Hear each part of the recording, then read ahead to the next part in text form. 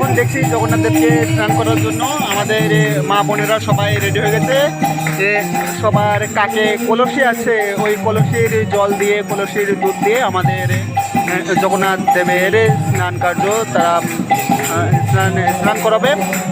তো এই যে আমরা দেখতে পাচ্ছি শ্রী শ্রী জগন্নাথ দেবের স্নানযাত্রা মহোৎসব 11 জুন 2025 যেটা ময়মনসিংহ বিভাগের প্রাণকেন্দ্র স্বদেশী বাজার জগন্নাথ মন্দিরে অনুষ্ঠিত হচ্ছে। এখানে অনেক অনেক ভক্ত এসেছে এবং আমার মা বোনেরা তারা কাকে কলসি নিয়ে সবাই প্রস্তুত জগন্নাথ দেবকে স্নান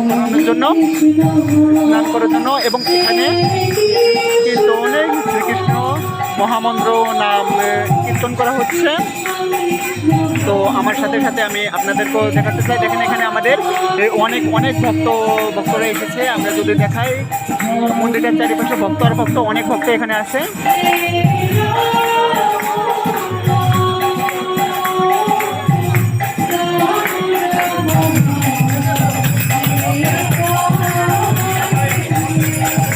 এখানে সর্বক্ষণিক মহামন্ত্র নাম জপ করা হচ্ছে, কৃষ্ণ নাম জপ করা হচ্ছে।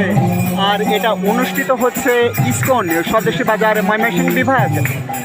আমরা দেখতে পাচ্ছি যে স্নান করানোর জন্য যে কলসিতে জল দুধ রাখা হয়েছিল সেখানে মন্দিরে দেওয়া হচ্ছে এবং আমাদের প্রভু অগ্নিকে সাথে রেখে তার মাঙ্গলিক যে কাজকর্মগুলো আছে আমাদের প্রভু সেটা করছেন।